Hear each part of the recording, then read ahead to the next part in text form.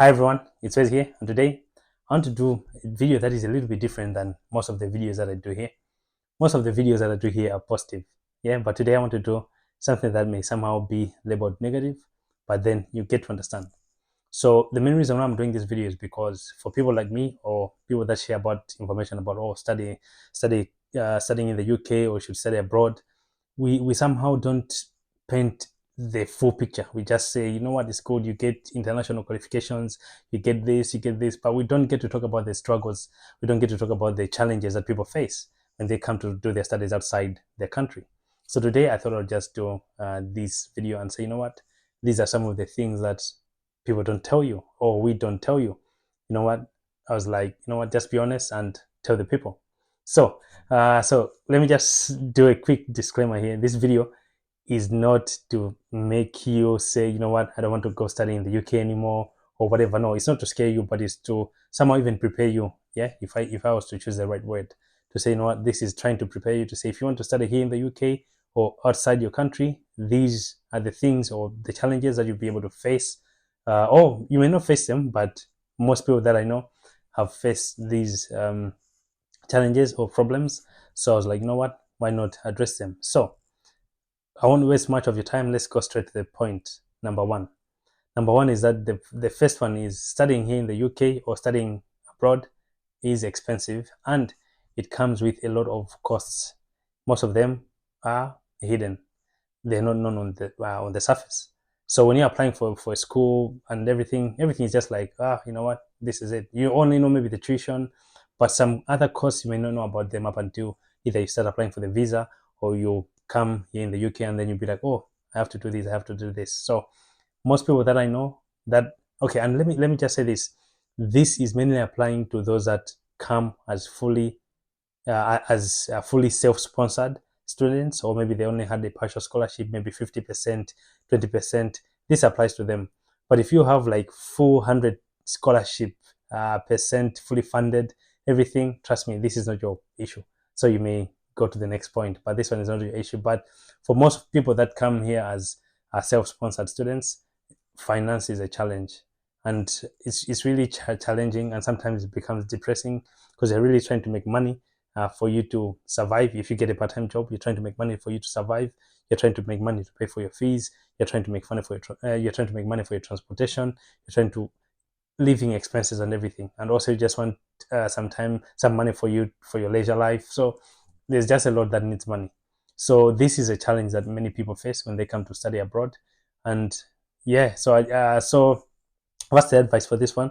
I'd simply say, if situations allow or if resources allow, if in God's providence you can be able to get a scholarship 100%, I'd say go for that, please. It will save you from a lot of pressures that other people face. So go for 100% scholarship if you can.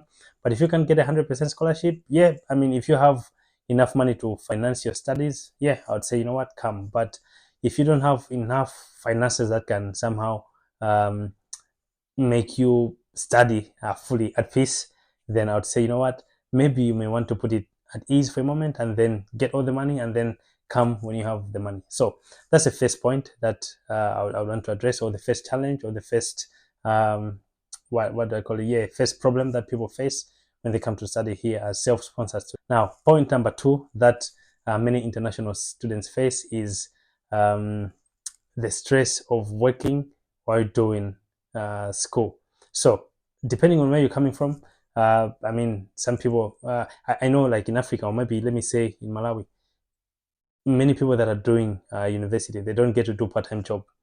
One is because of how the system is set up, because maybe many people are not paid per hour, but here in the UK, you get paid per hour. So for most that are did the undergrad here, they're already used to like working during school time and everything, so it's okay.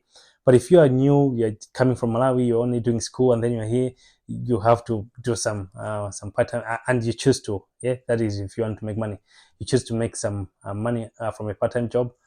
Know that you may just have to find ways of trying to juggle these two things, because it's like here you have like your school timetable, you have your work school work, and on the other side you have work that you have to go and do 20 hours per week. So it really becomes challenging for some people to manage these two things.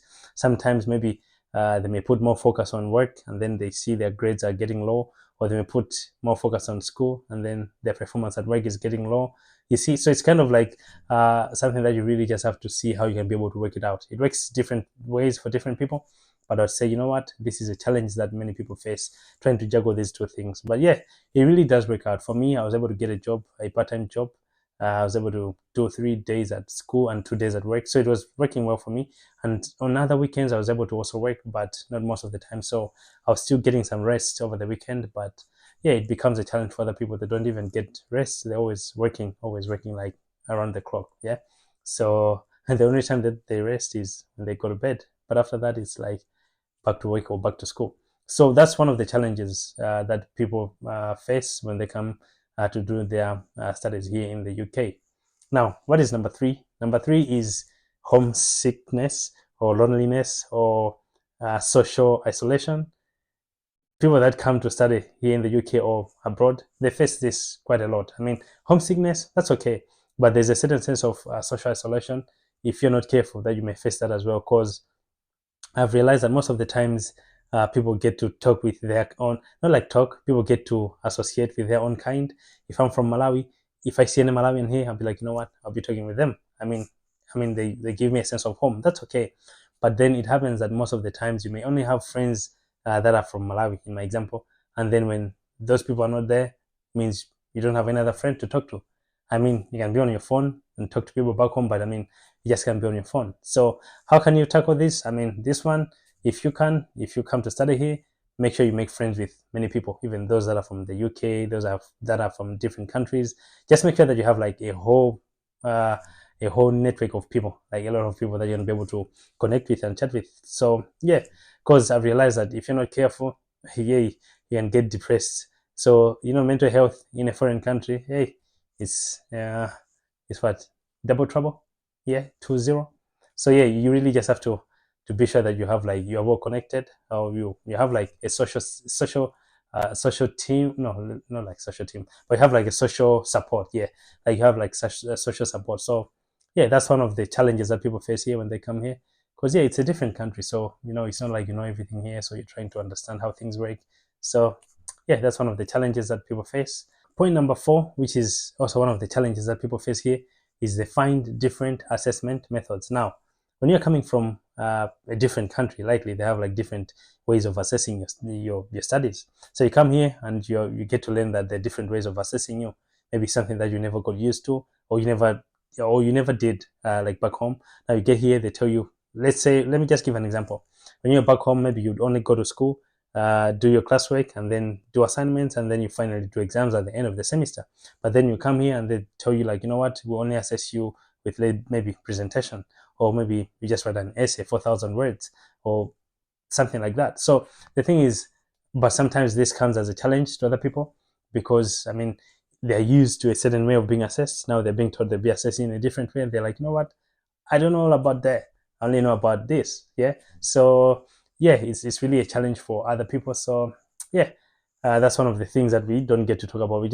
And you know what, the thing is, the perception is, what, school in the UK or school outside your country is easy because you have all the resources, you have this. Yeah, that part of the conversation is true. It's not like school is easy, but you have all the resources. But that doesn't equate to it being easy. Yeah.